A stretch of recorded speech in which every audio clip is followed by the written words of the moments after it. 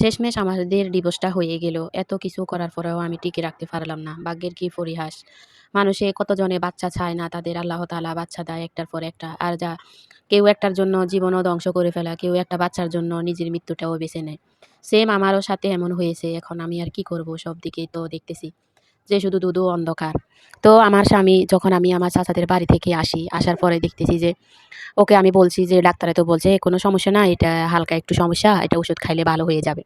তখন ও আমাকে বলতেছে, "আমি ৳১ ও দিতে পারব না, আমি তোমাকে কোনো টাকা-পয়সা দিব না। তুমি তোমার বাবাকে বলো, ওরা তোমাকে টাকা দিলে তুমি ওষুধ খাবা, আর যদি ওরা তোমাকে টাকা না দেয়, আমি ওষুধ খাওয়াতে পারব না। এটা তোমার সমস্যা, তুমি সারবা।"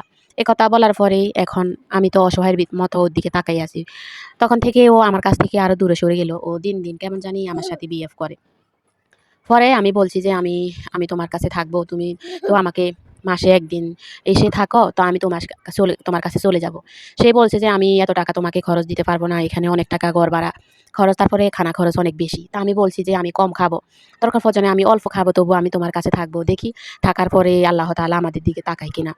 তখন ওরা ওদের বাড়িতে বলে, ওর মা-বাবাকে বলে। বলার পরে ওর মা-বাবা বলতেছে, "না, আমরা এই বউ রাখবো না। আমাদের এই বউ দরকার নাই। যার বাচ্চা হবে না সেটা দিয়ে আমরা কি করব? আমরা তো ওকে ফালতে পারবো না।